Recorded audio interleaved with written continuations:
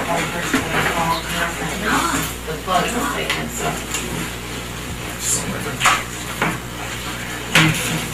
And you're gonna be in charge of Felicia. There you go. I was just had everybody stand up.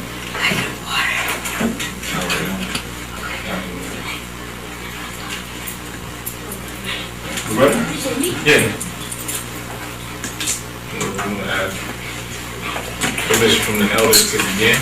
You got my permission.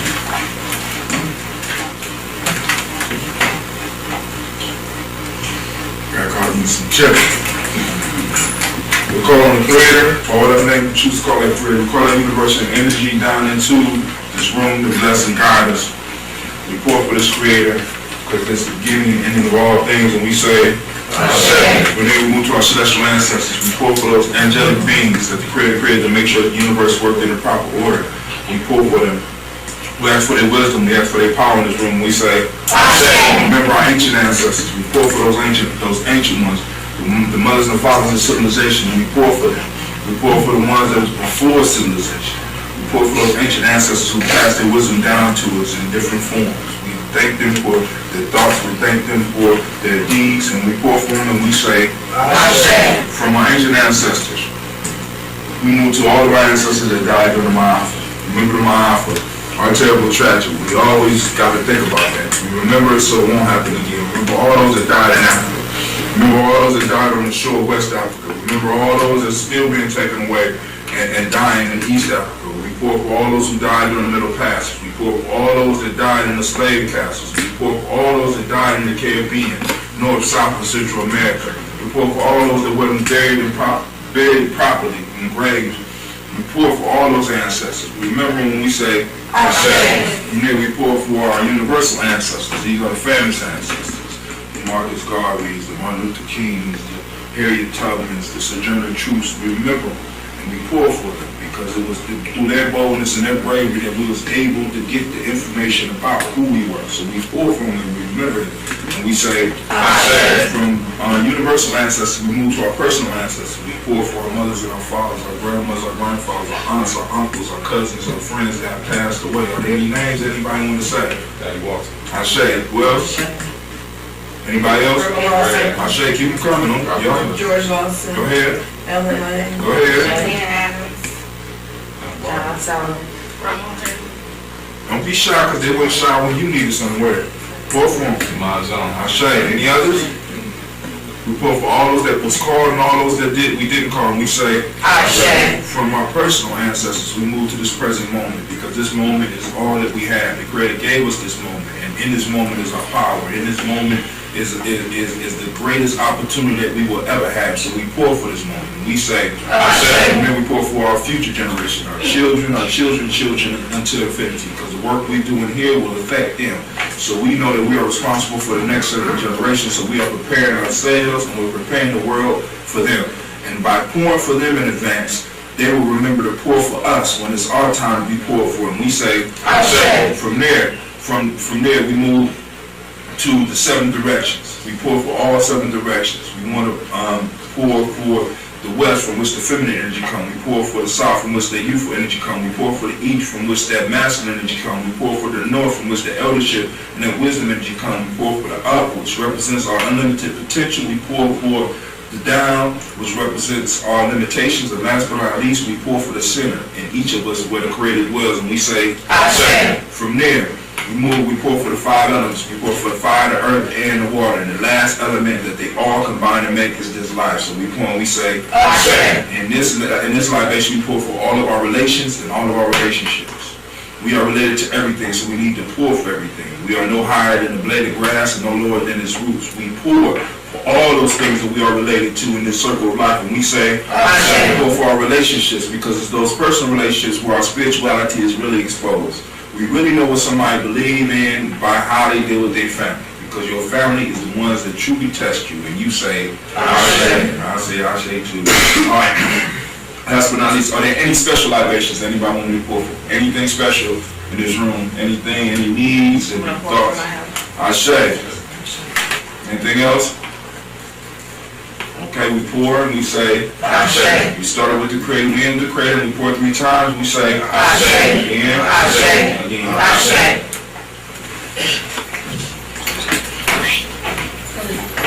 Can be seated. First, we'd like to start off before we get to the video with a check-in. Again, I'm Brother Devin, and I'm feeling excited about the work that we're doing. Explain what the check-in is. The check-in is letting us know how you're feeling. If you're not feeling all that great, so we can kind of see how things are flowing as to why you may not choose to participate. You may have had a bad day, and that's all right. Since we're creating community and family, it's good to know that how one another is feeling and be able to empathize with that. It's Isis. You feel fine? Jabari. I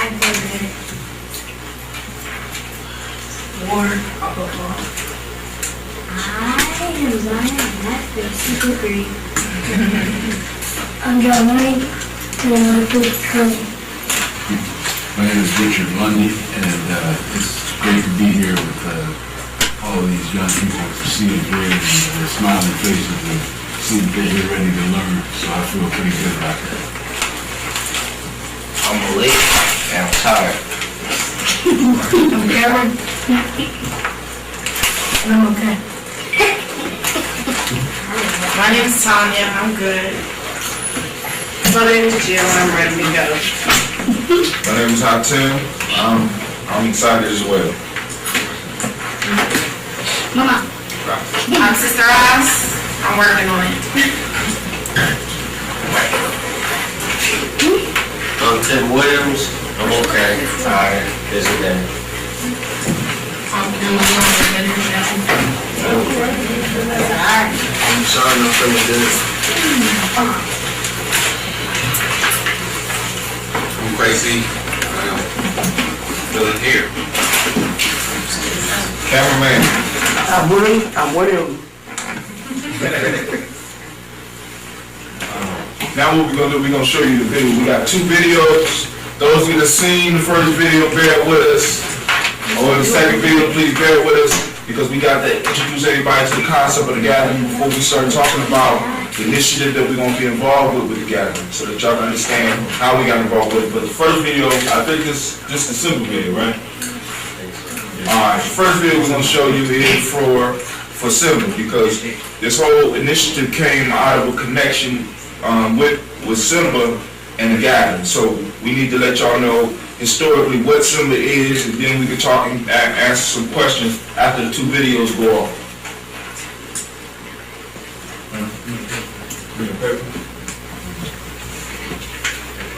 Has happened in the inner city, it would be the rebellion in Los Angeles that erupted after the world witnessed 4 police officers accused of beating Rodney King being set free. At that moment, America witnessed the pain and anguish of her African American children. In response to that pain, 5 congregational leaders from the Evangelical Lutheran Church in America came together to find a solution. These leaders put forth a bold plan to develop a unique summer camp called Simba Circle. In Swahili, the word Simba means young lion. These camps, Simba for boys and Simsa for the girls, are 1 to 2 week rites of passage camps grounded in Afrocentric community principles and the gospel of Jesus Christ. The camps were designed to respond to the emotional, physical, and psychological needs of young African American children, to rescue them from a violent environment, to help them release the pain of abuse, and to restore them to the possibility of a bright future. Today, the Simba Circle camps are an independent 501c3 entity under the umbrella of Rescue, Release, and Restore Incorporated. Their single mission is to heal the wounds of the past, to guide young African Americans toward the possibilities that life has to offer.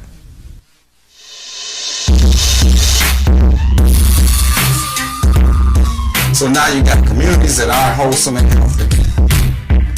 You got the trade with drugs, and you got high incarceration rates. So there's no parental guidance. We got youth that have dropped out the system.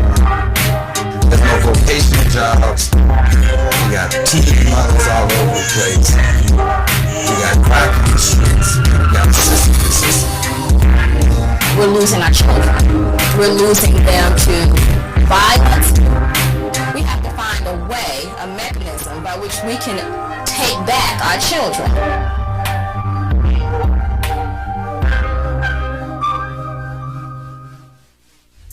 But the purpose of Semler and Simpson is to establish a new set of values to help the individuals gain self-esteem and to understand that they have opportunity and chance, and to share with them reality that there is a community that loves them unconditionally. I would say that 30 to 40% of the boys that come to our camp are being raised by their grandmothers. I would say 10 to 15% come from foster care or some type of system in that manner. The beginning of the camp, the first module of the camp, so to speak, is to bring them to the camp, introduce them, and break them down from their friends that come, put them into tribal settings, and introduce the nation builder, which in traditional camps would be the camp counselor. We are in tribes. We take them through exercises and start teaching them the laws of the camp. Then we take them through a process of starting to purge the pain and anger.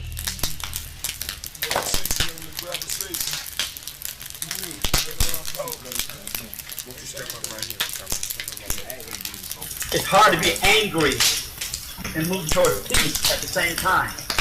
But as men, we've been taught to hold that crap in. But they stand up and bring testimony and talk about some of the grief, some of the grieving, some of the anguish and fear that they have, and talk about it in the midst of the village, in front of a fire, and they toss a wooden ritual in as if they're casting their pain away. I'm tossing this stick in because let all this pain that I had inside me out.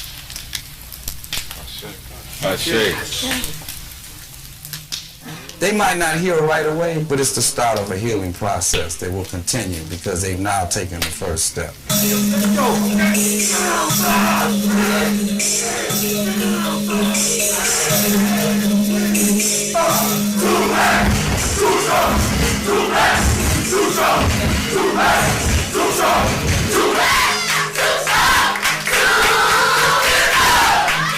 It is all about building self-esteem and self-worth. By giving them these words, that you are too black, meaning you are not just black, but you are too black to say that I cannot do this, that I cannot accomplish anything.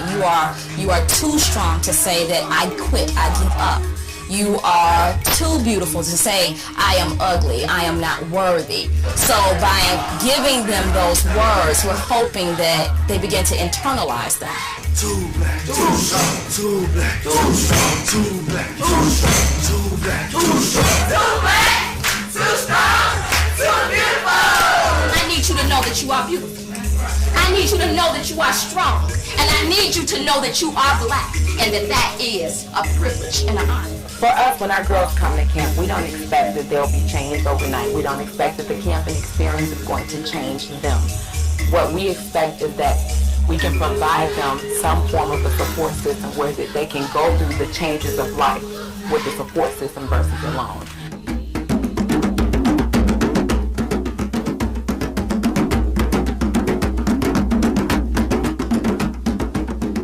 What is libation? What are we doing? Libations is a ritual that recognizes and shows respect to our ancestors. First libation we pour is for the Creator. Libations is an ancient African tradition that we try to implement into the program to bring a sense of cultural awareness. Next, we would like to pour a libation for our personal ancestors. Would any like to name it? Uncle John. Getting in touch with their African roots and understanding where many of their ancestors have been It also helps them to appreciate who they are today, which raises self-esteem. Okay, as I'm in, push. Don't push too hard. Ready? 1, 2, 3. Team building is one of the primary tools we use for helping the girls to form relationships. So through the team building activities, we're able to get them to learn how to communicate better with one another.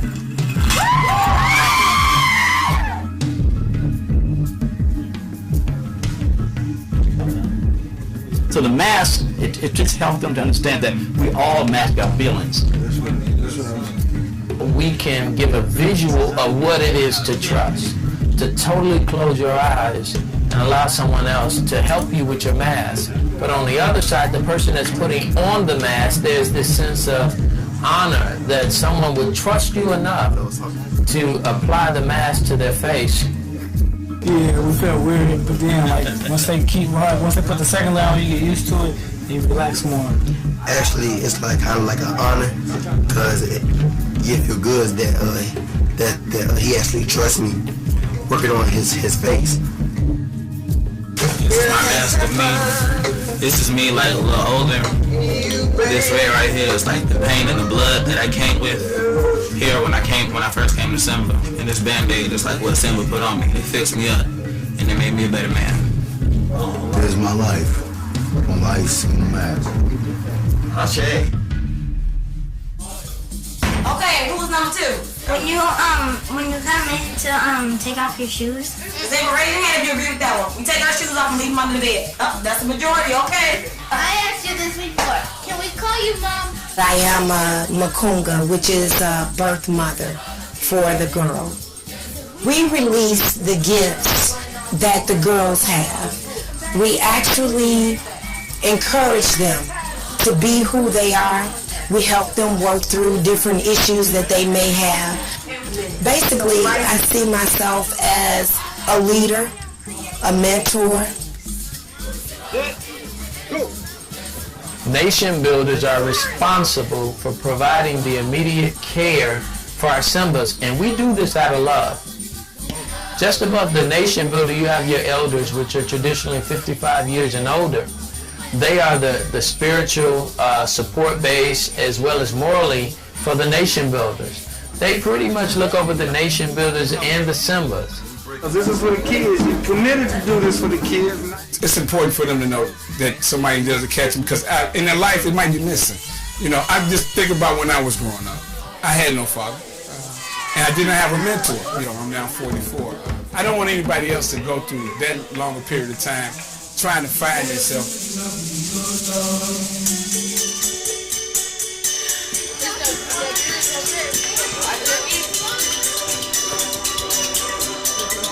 This camp is for everybody. We have all economic strands here, all social levels here, all educational levels here. This camp means a whole lot to me. After being here, I realized that in spite of the one father that I was missing, I was blessed with many fathers in the relationships that I developed from being here. What I learned is how to be a man. Simba taught me like a whole different spin on being a man, about crying and things like that. You can show your real feelings and your real emotions. And I feel that I will be a whole different person if I didn't have Simba in my life. I learned that it's okay to be you, that you don't have to put on a mask, and that it's a good thing to be black, and it's a good thing to be strong, and it's a good thing to be powerful. We tend to see our kids making changes and standing above the rest of their classmates in school. We tend to see our kids standing up and being youth Christian leaders. On another level, what I think what makes us so special is it's not just about fun and games here. But this is a camp where you're going to have workbooks and you're going to learn some things that perhaps you didn't think about before. We're also going to deal with something that is never dealt with at camp, and that's anger, frustration. We're going to teach conflict resolution. We're going to give our children the opportunity to heal.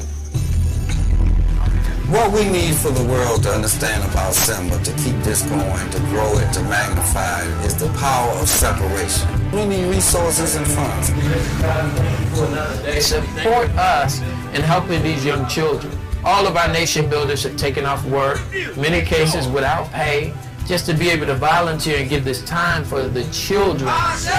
It's all volunteer. On average, we raise 80% of every kid's cost to come to camp. And we've realized that all the stumping we've been doing locally is just not enough. When people support the Summer Camp, they're changing the communities that we live in. We're restoring values into our community. We're empowering children to be successful in our communities. When you see a child who comes into the camp feeling like I'm not pretty enough, I'm not worthy, and then you see them 6 months later, and they have a smile on their face, and they're chanting these words, too black, too strong, too beautiful. Something inside of you clicks and says, wow, look at what has happened. We've taken a child from feeling like I'm not worthy to a place where she now is comfortable in her own skin. And I think that that's a beautiful thing. Too black, too strong, too beautiful. So I'ma be the man I am whether you like me at all. I mean, let's rock to the top, dog. Despite it before. And if I slip and stay drunk, they be on me for a long. Cause I'm a mess.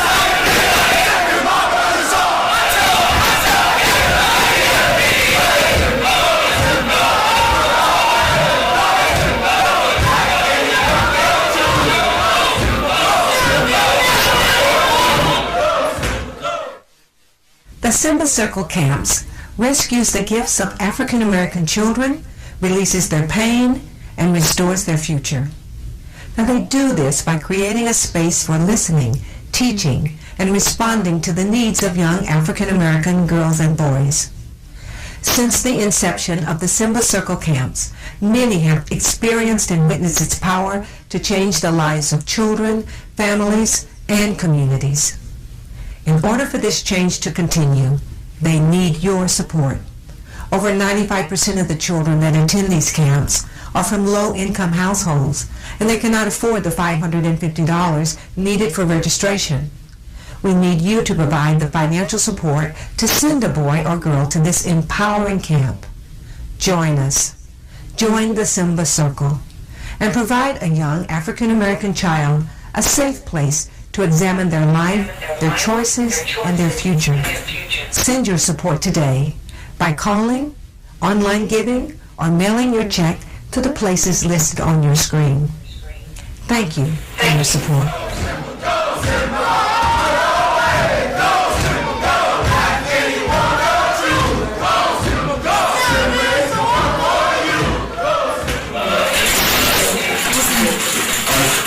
Before we move to the next one, any questions about Simba?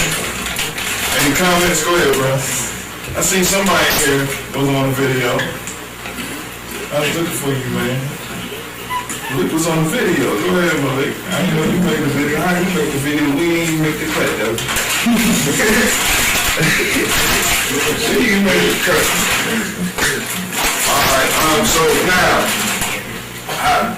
the way this relates is that it was through Simba that we ended up hooking up together. As a matter of fact, we took 1, 2, 3, 4, 5. We took 5 boys out of this room with Simba, and at least 6. Oh, my fault. 6, and at least 7 have been before. So next year we're trying to take about 20. Now, Simba, the older guy, the light-skinned guy by the name of Gaylord Thomas, is the elder of Simba. Dr. Dowdy, who's from here, was one of the fathers as well. But Gaylord called me and asked me to go to a meeting to represent Simba. And what happened was that Elder Gaylord Fonte had called a meeting, which y'all gonna see, those of you that haven't seen this before, and it was a meeting of the elders. And actually it was the same night that Katrina hit as well. I mean, the whole piece was deep. But he called me and he told me that he wanted me to go and represent Simba at a meeting. Me and Yahel went down to a small place called Epps, Alabama. And we hooked up with a whole bunch of other organizations that was talking about youth incarceration, which kind of brings us into this video right here.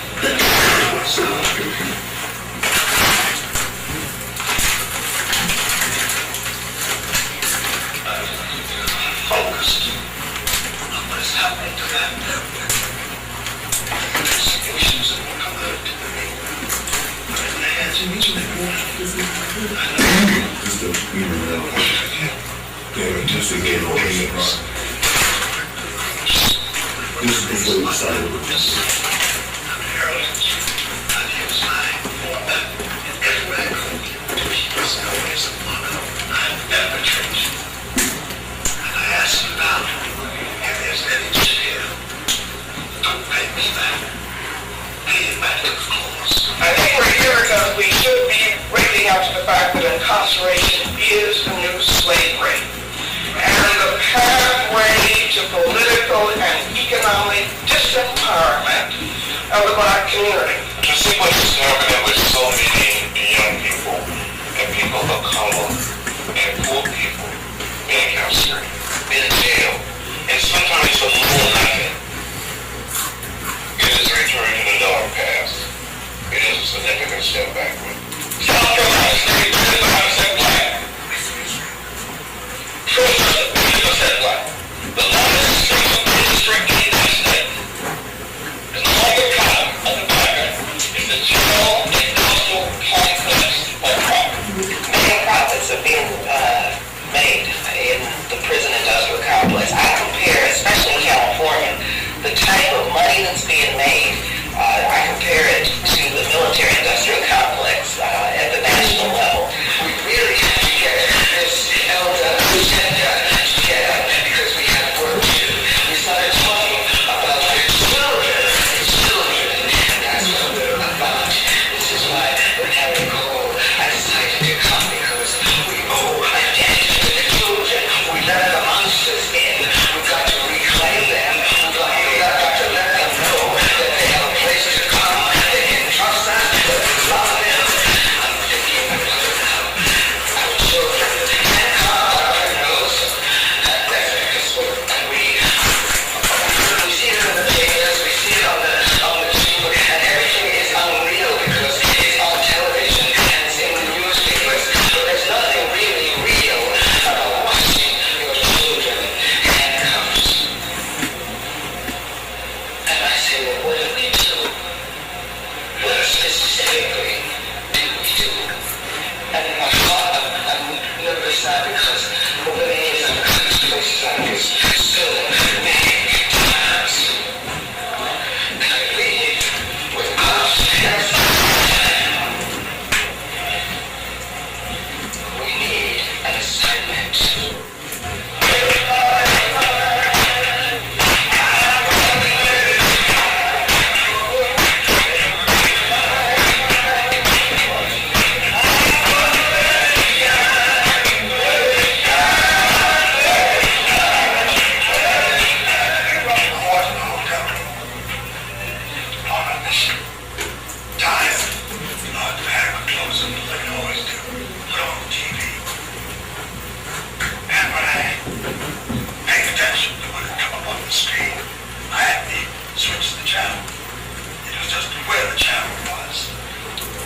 What I saw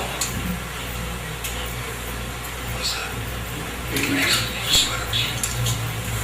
He's talking about the incarceration of a little child, 9-year-old girl in Florida.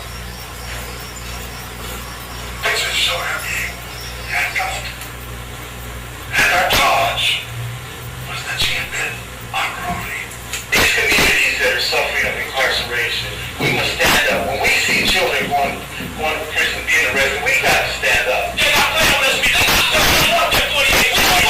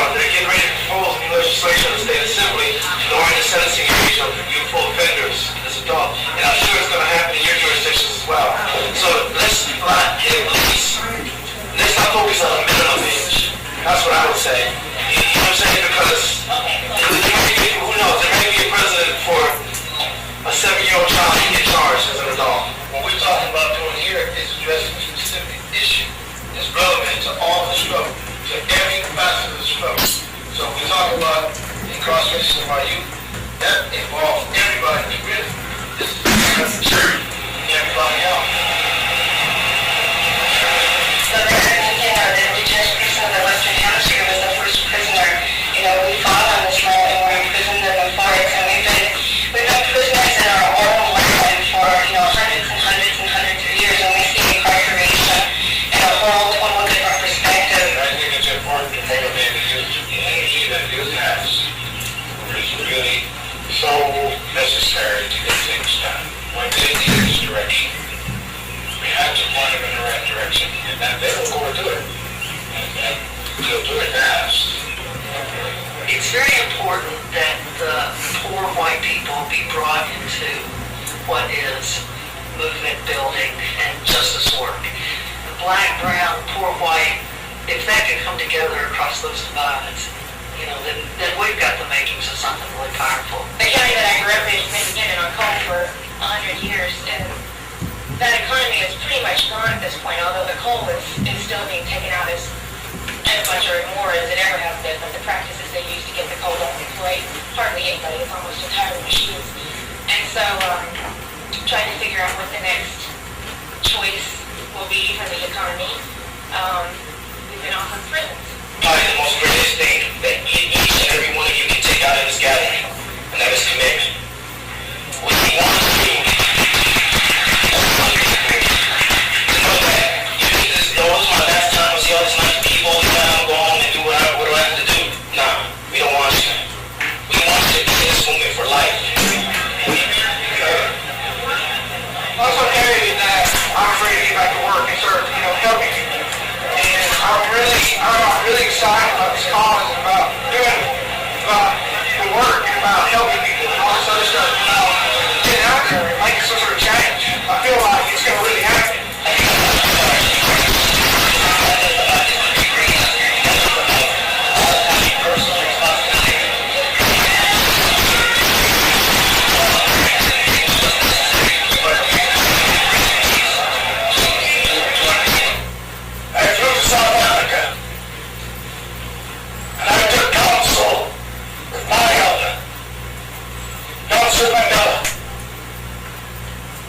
Served 27 and a half years of his life in prison. I asked him, give me a message for this moment. And I tell you, he said, let not the prisons of America be wasted. You can page the singer, but you cannot gauge the song. And I am convinced that this humble beginning is a symbol of passing on the legacy and creating an environment of opportunity, not just here, but everywhere in the world. It's passion of the baton, and it's an understanding that maybe the last generation failed to pass it, and our generation maybe failed to receive it, but for whatever reason, it's the passion of the baton to go out and do civil justice. There is separation between justice and I think that fits. What they give you 20 weeks is if we are okay on the show, we have to struggle. I think that will represent and the voices of the youth that can be represented in Moscow. Thank you. Thank you. I'll be over us with elders. He is closing our circle. And the greatest says our journey is not in vain.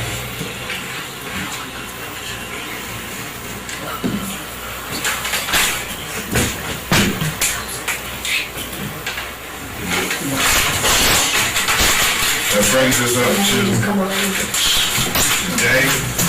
Any questions before we move any further? We're going to move through the agenda because we're going to try to get out in a timely manner. We respect everybody's time. We got a lot more work to do. We got a little bit of time to get it done. So,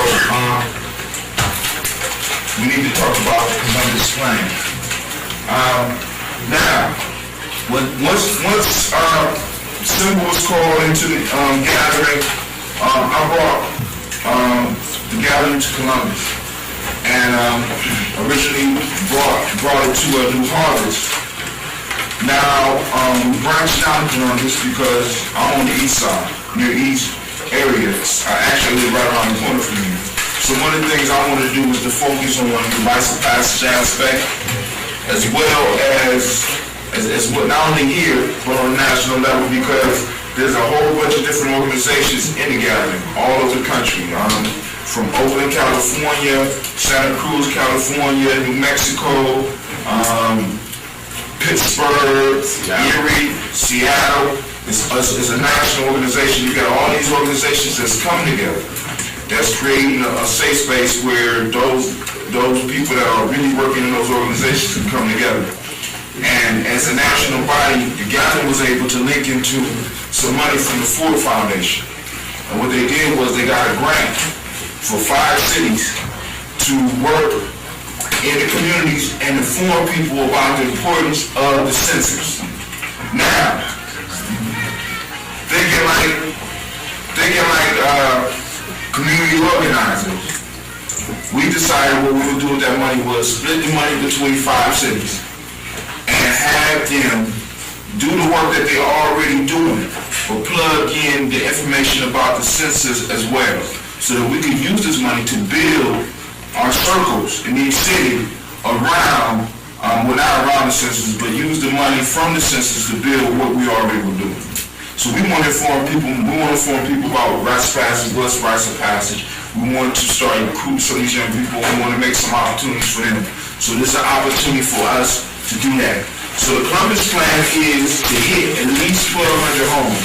Although my brother who's a mathematician tells me 1,200 homes is now hard to do, especially with how we're going to be paying, because we're going to be able to pay at least 10 of the young brothers to go through and canvas, and along with volunteers and all the other possibilities that's going to be springing up, we may be able to hit more than 1,200 homes. But what we want to do is to make sure that our community knows how important the census is.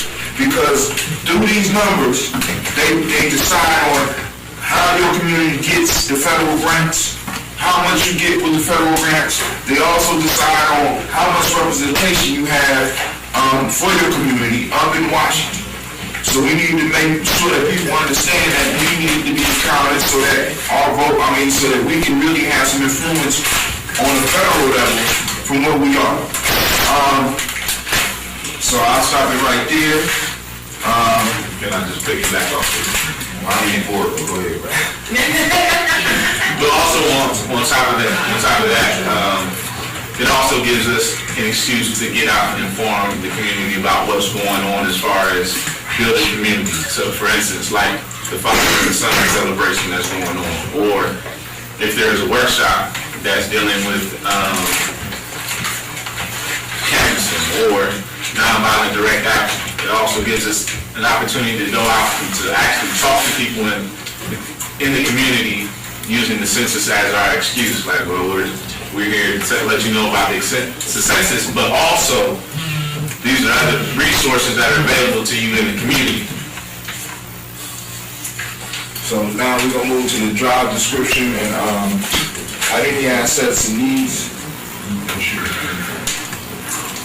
Now what we did was we put together the job description for those people that will be canvassing. So Devin's passing those out right now.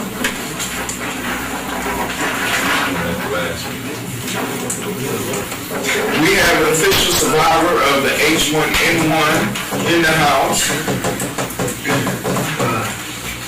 Dave, pull on card. What's up? So not the H1N1 also, another piece that I want to stress is that we're not working for the Census Bureau. We're informing people about the importance of the census. But the beautiful piece in that for me is that we get to structure the questions that we ask. We get to pass out what we want to pass out. You know, so we have a lot of control of that process. We also get to keep the database that we build up.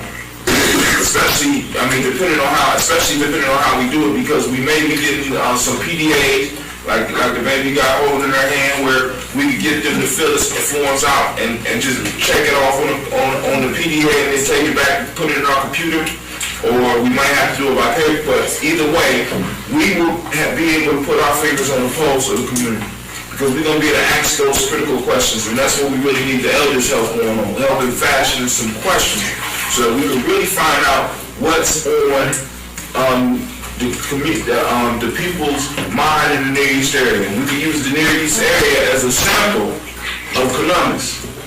You know what I'm saying? Because if we go out, we get 12 to 2,000 different opinions. We have more information than most of the politicians in the city that claim that they're speaking for us. So that gives us a certain amount of validity that no one else will have in this community for a long time. Also, it can spark other ventures as well. You know, because we got a lot of field trips that we working on with these young men, and then, especially for the ones that's going to be working, is a certain qualifications that they got to meet even before we allow them to work. So, hey, some of them can explain what that is. They would probably explain. You still got the H1N1, you think? You gotta get out. You gotta get out. Also, we're also going to use opportunities to reach out to other communities and form alliances. For instance, our Latino brothers and sisters who are see the same types of discrimination, the same types of incarceration rates as we do, and also seeing how we can help one another out in our own healing as a community. But quickly, going over the description of the census canvassing job, I'll just skip right to the responsibility. Vigorously and diligently work to promote census while engaging in door-to-door campaigning instructed by the Columbus Gathering Team. Be hired to work in geographical areas such as the Mount Vernon area. Ability to work with others, be partnered up with one other individual. Ability to communicate orally, must be responsible and punctual, will be responsible to work 2 paid days and one volunteer day. Responsible for collecting community assessment surveys, responsible for turning in the community assessment surveys in a timely manner. Always be positive and enthusiastic about the Columbus Gathering efforts. Keep up to date on census and survey changes. Be familiar with Columbus Gathering mission, core values, and vision. Maintain neat and well-organized canvassing binders. Actively record house-to-house canvassing record.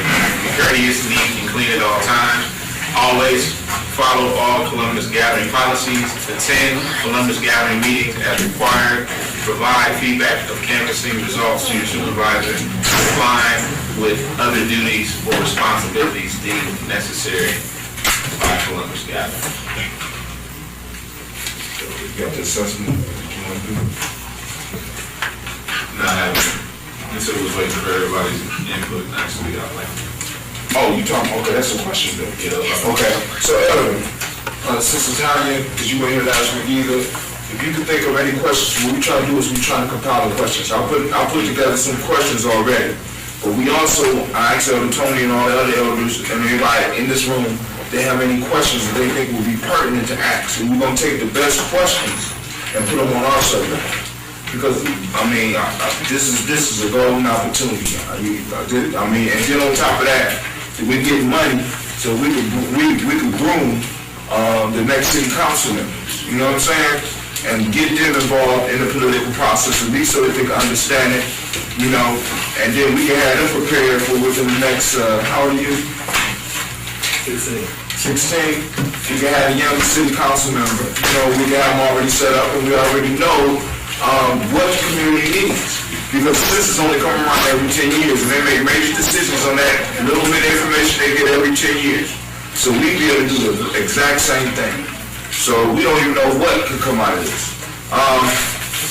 Now we're going to do an introduction of committee, committees, we're actually calling them circles, so we can just, from this point on, eliminate committees.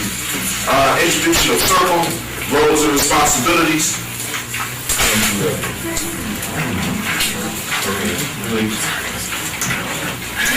We've already did the census canvasser job description.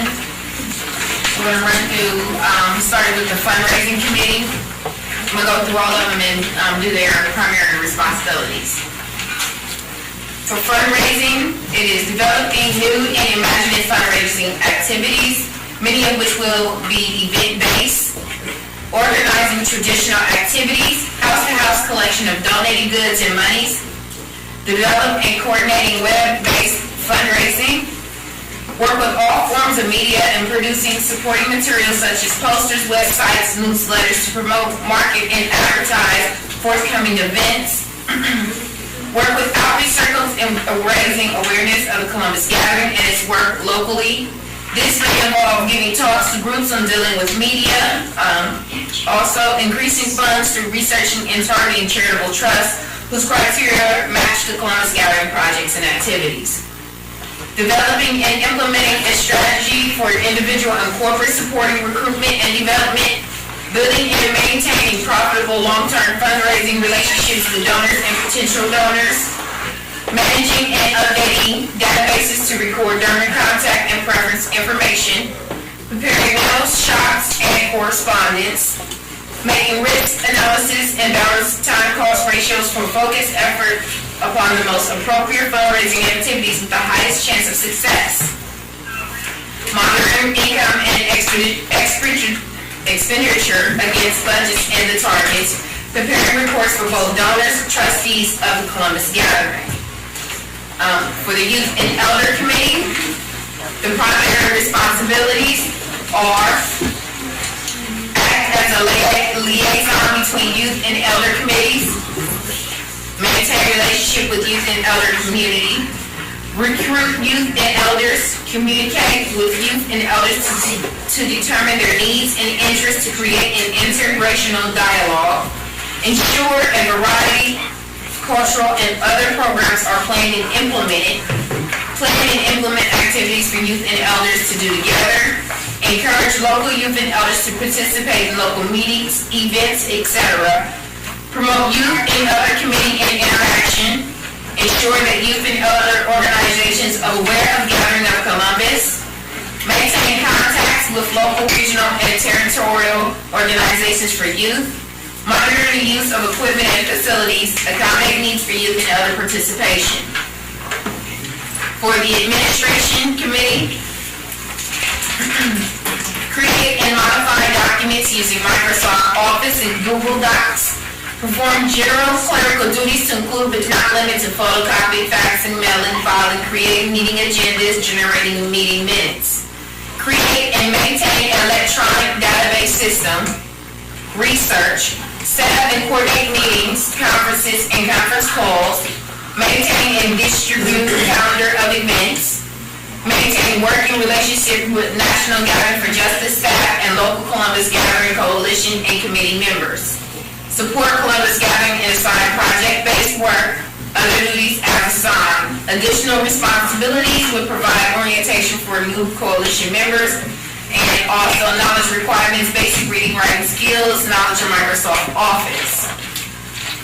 For rights of passage, the primary responsibilities, Brother Hartel, provide rights of passage training, ongoing rights of passage curriculum development, actively involved in program recruitment and outreach, coordination of transportation, field trips, training, events, and activities, development of an ongoing calendar of events, provide leadership development, conduct presentations throughout the community, maintain healthy working relationship with youth and adults, handle all logistics, history of working with youth, get access to and maintain equipment. The Outreach Committee, primary responsibilities are crazy. Research and determine volunteer needs for census collection, establish relationship with universities, organizations, churches, churches, civil groups, etc. Create, review, and update outreach material. Attend, present, or relevant community events, schools, and organizations. Establish ongoing community support. Public relations. Develop Columbus Gathering press releases, brochures, and other public relation materials. Provide public presentations, demonstrations to potential support groups. Attend or present to potential new members, organization, and sponsors. Contribute to the production of promotional materials. Special events. Review and become familiar with community events in Columbus. Collaborate with communities as needed. Strategize methods to retain existing members and assess markets to establish new support resources.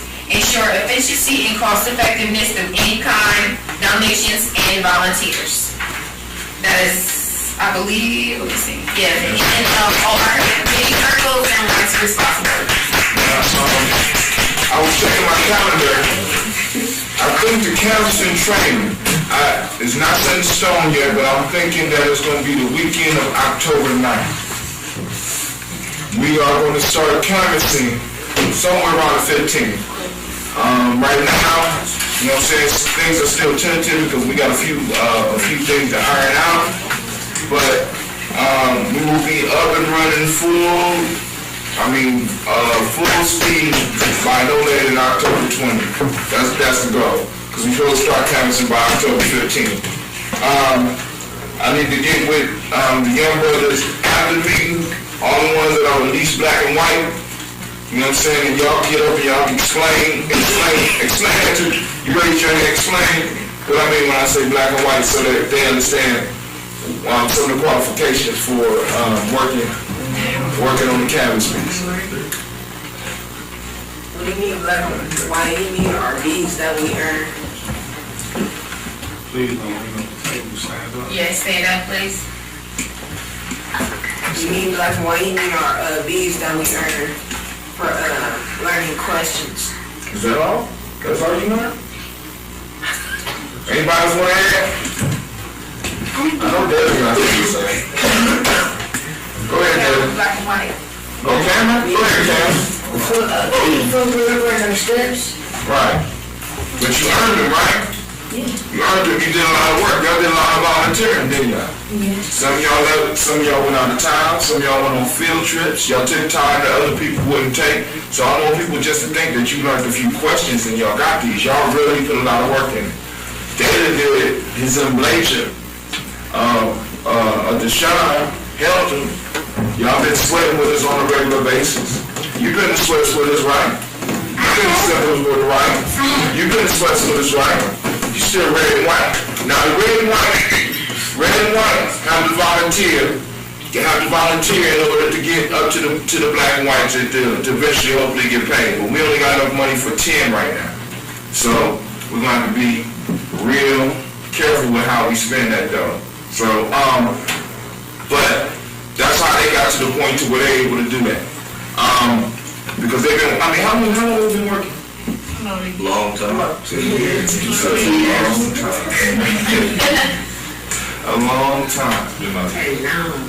And like we got our own little, as far as the Vice Pastor Committee, we got our own little sacred spaces that we got around the city, don't we, Jimmy? You got your own little sacred places? Yeah. You know what I'm saying? Y'all all got a special place where y'all got y'all beads, did y'all not? That's what I'm saying. So, we've been working with you. We've been working with these young men for a while. What we're going to do now is invite anybody that is interested, especially the ones that ain't been to the meetings before, especially young ones as well. Y'all can choose which circle you would like to work in if you wanted to be part of it. Go to the black and white. I know you already have your mind made up, but y'all gonna have to join the committee because we got a lot of work to do prior to, because the beautiful thing about the write-up, and I don't know how they pulled this off, we don't have, usually when you get money, you got to turn in numbers. We're not turning numbers. All we got to do is have 2 community meetings and do canvassing. No specific number. So it's up in the air. So 1,200 is something we say. All we got to do is have 2 church meetings and the canvas in peace, and we strike. You know, and so I mean, I ain't never experienced the ground. I'm never in my life, and I'm like, wow. So we get to really focus on developing something that after that money is gone, we should be able to focus on bringing some other money in, because the gathering is going to be looking for other money, and we will have a structure strong enough where we'll be able to look for other money. Yes, ma'am. So. Are you still in the back? All right. This is boss. I'm attempting. Before we get too much further, if there's anyone here who hasn't filled out the Columbus Gathering Working Agreement, we definitely would like before you commit to a circle to first agree and abide by what we're asking for as far as the gathering circle and the rules and regulations of it. You want me to go ahead and read out the pledge? Okay. The mission of the Gathering for Justice is to build an intergenerational movement rooted in history, cultures, and nonviolent direct action. Our purpose is to heal communities, build collective strength, and generate an environment of hope and opportunity. The Gathering of Justice Columbus has made a pledge to adopt nonviolence in their lives and introduce nonviolence in their communities to further support the message and mission of the Gathering. Pledge of Nonviolence. In honor of the sacrifice, struggle, and determination of Dr. Martin Luther King Jr., life and work, I pledge to help make America and the world a place more equality, justice, freedom, and peace will grow and flourish. We pledge to walk and talk in a manner of love, for God is love. Remember, the nonviolent movement seeks justice and reconciliation, not victory. Make nonviolence a way of life in my dealings with all my people, and nonviolent direct action in my dealings with community problems. Reject all forms of hatred, bigotry, and prejudice. Refrain from violence of fist, tongue, and heart. Embrace the values in unconditional universal love, truthfulness, courage, and compassion, and dedication. Dedicate my life to creating the beloved community dream, where young people can live together as sisters and brothers, and where youth incarceration is no longer accepted.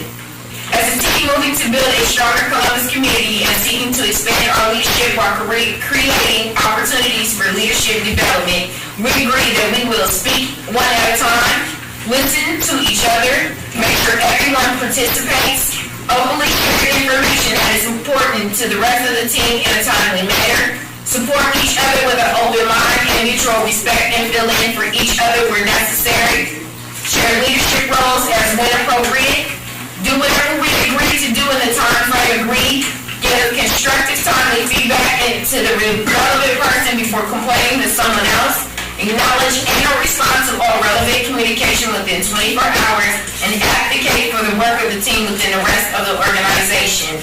If you have not yet filled out one and would like to agree to the Gathering Circle agreements, go ahead and try to get that done. And then on the second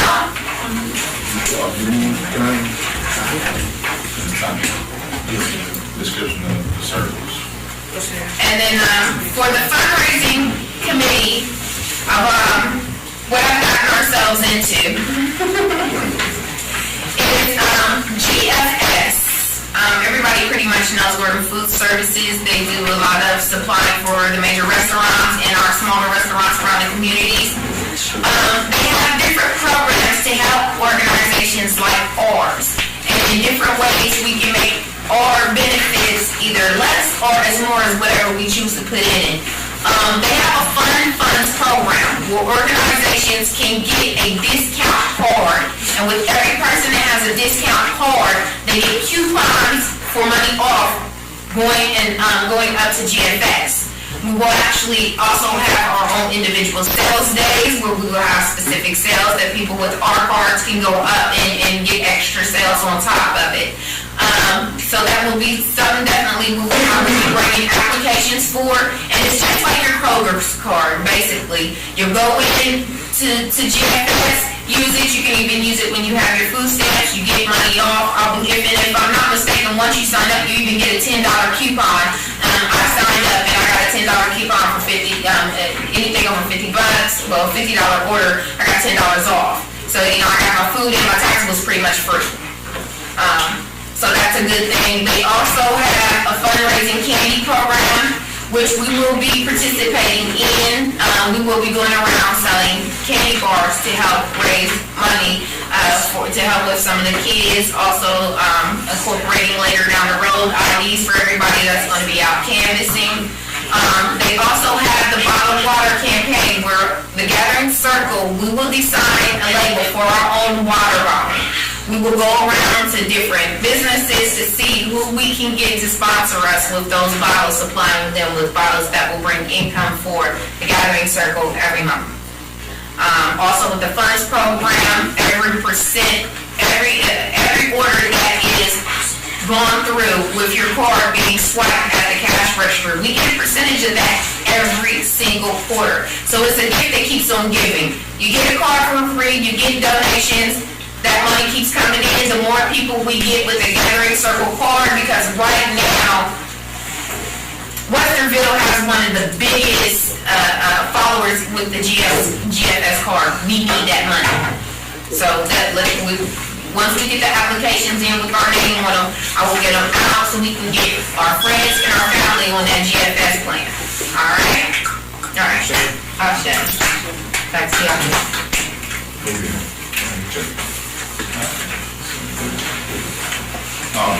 Planning for our next meeting to take place. But before that, are there any questions from?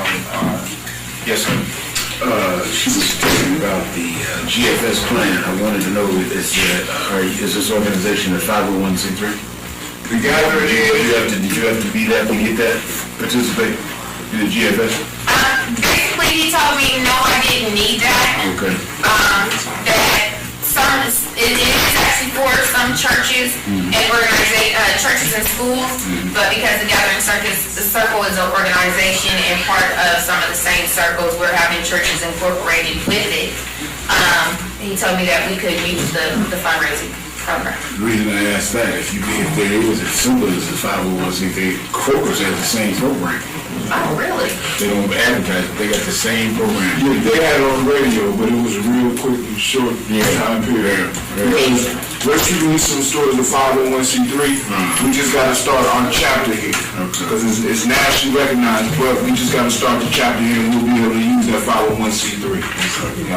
I've been talking to Chicago about that as we speak, because we got to figure out once the money comes, how we are going to,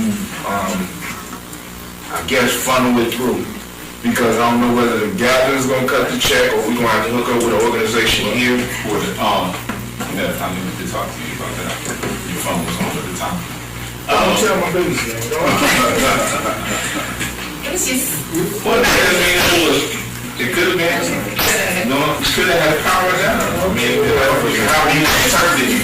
But as far as that 10,000, we need to decide whether we want to do it, since we're using some urban warriors, and we were going to do it through the urban league, or if we wanted to handle it a different way. I need to talk to Yale, because I know if urban league touch the money, they don't want to see. You see what I'm saying? I'm not, definitely understood. Any other questions?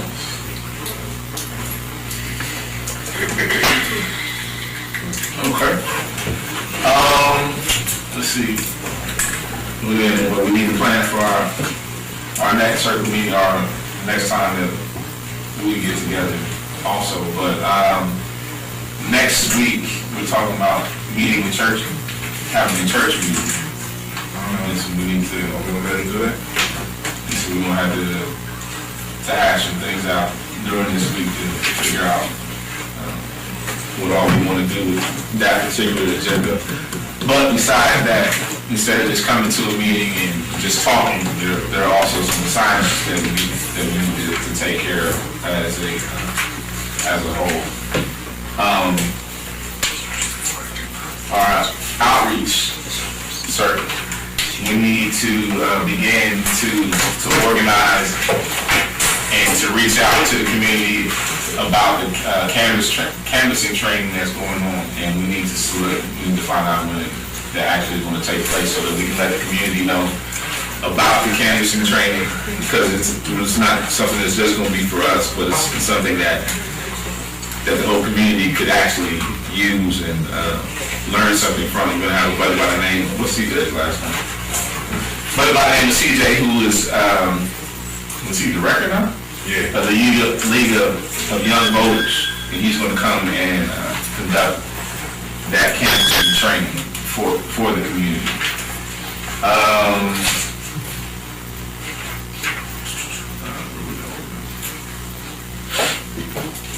And so we also need to prepare for another circles meeting. And actually what I was thinking is that those different circles, whether it be fundraising, administrative, outreach, need to create some time during the week or a different time to be able to get together and really attack the assignments that we had set for. What was outreach assignment? Outreach is assignment. We need to start letting the community know about the canvassing training that's coming up. We'll get on that next week. What I was gonna say is we can set another circle meeting, not next week, but the week after next, and we can discuss the church piece a little bit later, because we do late in the evening, and you know we want to get people to get involved. All right.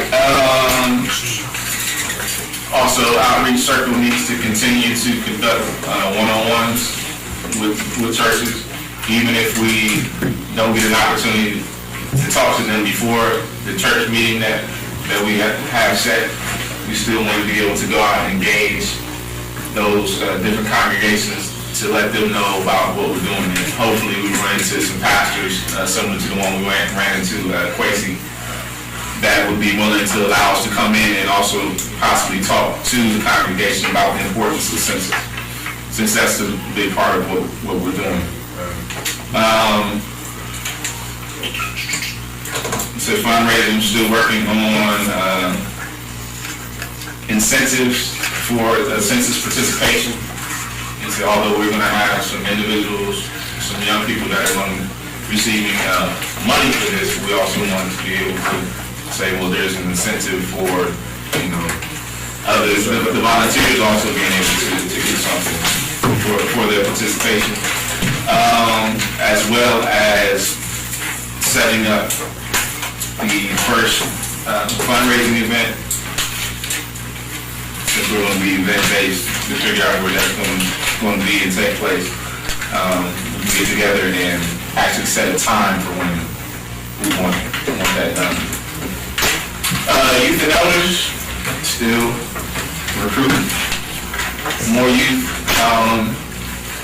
And the elders, also we recorded about 40 youth out of Indianola. So I got to come up to champion. They make me look bad, but because we want to definitely begin that dialogue between the elders and the youth and creating those spaces for that. It's the administration circle. How we're coming with the letter for the churches and our coalition partners. There, I'll be talking to a few different organizations. A couple of them are Latino and I think one Native American, so we want to be able to reach out to them and let them know what we're doing as well. Also, it's a rites of passage community or circle, wherever you can help support the other circles, we greatly appreciate it. And I believe that is it. Now, young brothers, y'all need to talk to us about what circle, the ones that's not assigned to the circles y'all gonna participate in, so we know before y'all leave. One more thing, I forgot. I got an updated email from Malia. It says along with the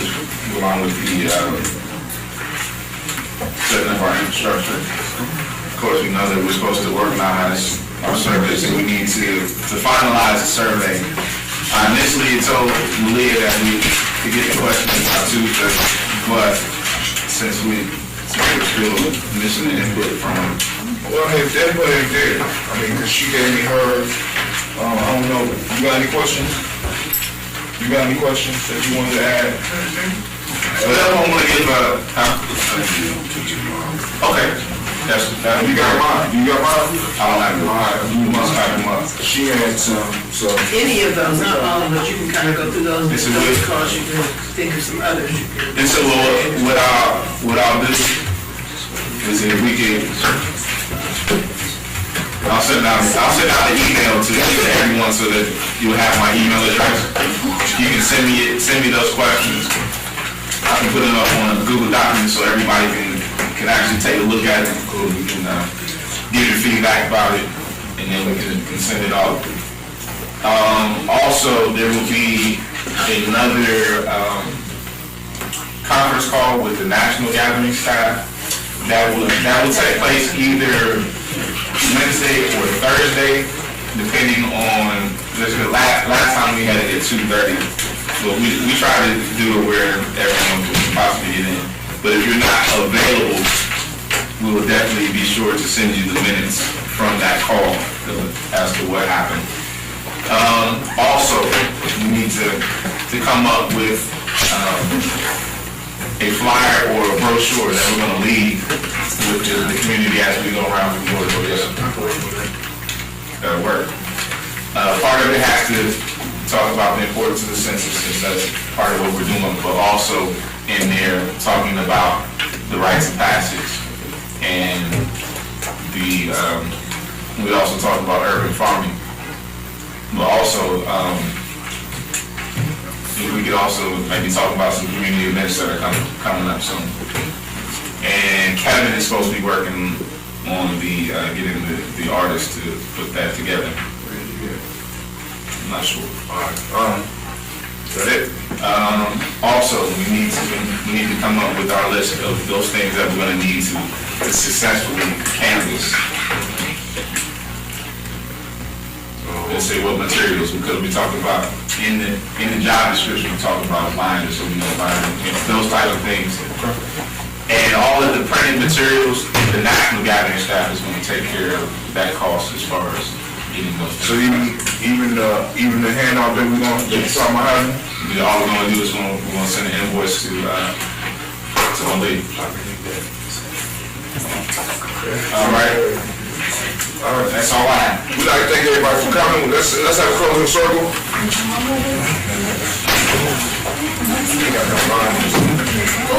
Before we close, I have to let everybody know. We will be doing Soul Purpose Pampering at Kingdom Power Baptist Church. That's on Highland Avenue. Come out, support. I'm incorporating Soul Purpose and working Soul Purpose with the Gathering Circle, donating one of my parties every month to the Gathering Circle. So try to get into one of the parties each month and help out. All right? All right. You want to share about your event that's coming up? Yeah, the day of the event is October the 25th. And on that day, we're going to have 2 workshops that the community needs to know about. It's going to be excellent. And it's going to be held at the Urban Spirits upstairs. Okay. And the workshop is called, the title of it is Rebuilding the Black Family. And I have 2 people coming in from San Francisco. That's going to be one workshop in the morning. It's going to be entitled What's Love Got to Do with It? And they're going to talk about male-female relationships, not in the standard sense, but in terms of what works and what we need to be doing in our relationships. And then in the afternoon, we're going to have a section that's going to deal with absentee fathers. Father and son team, that the father deserted the son early on, and they were able to reconnect later in life, and they talk about the journey and the benefits of them reconnecting. So that's going to be in the daytime. And in the evening at 6, we'll have the father and son celebration, and that's where we have fathers and sons come out. It's all fathers and sons, no mothers and girlfriends and daughters. And in that we have 2 speakers. We'll have a young person that will talk about his relationship with his father, whatever it is. In 13 years we've had all the different stories, so the young guys get an opportunity to hear somebody else talk about what their relationship is with their father. And then we have a raffle for all the youngsters that's 12 and under, have a wonderful meal, and then we honor the elder in the community. So that's coming up the 24th of October.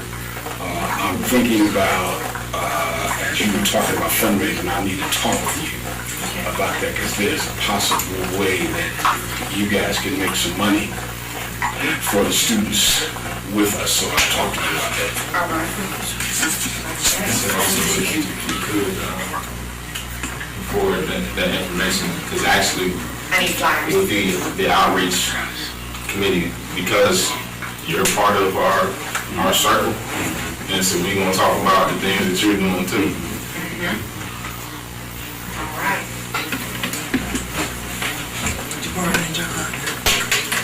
Questions? Come on. Somebody want to close us out? Jabbar.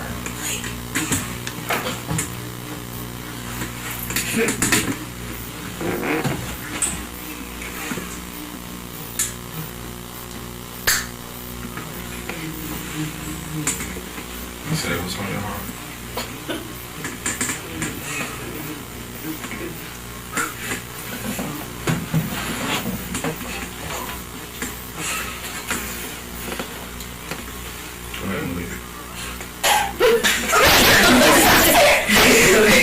That's most of the person. Is she free? Go ahead, then. It's over. Sterilizations.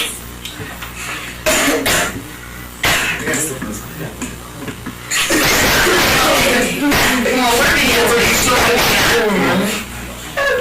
I told people to go ahead. You, CJ. Wow. Because it's about developing leaders. So when you send y'all to the door, that's what you're going to do? You're not going to do it like I said, you say, I'm here. I just don't know how to close out. That's it. How about saying peace? Thank you for coming here.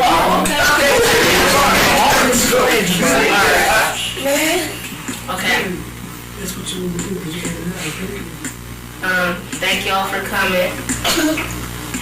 Have a beautiful night and drive safe. Drive safe. And I say,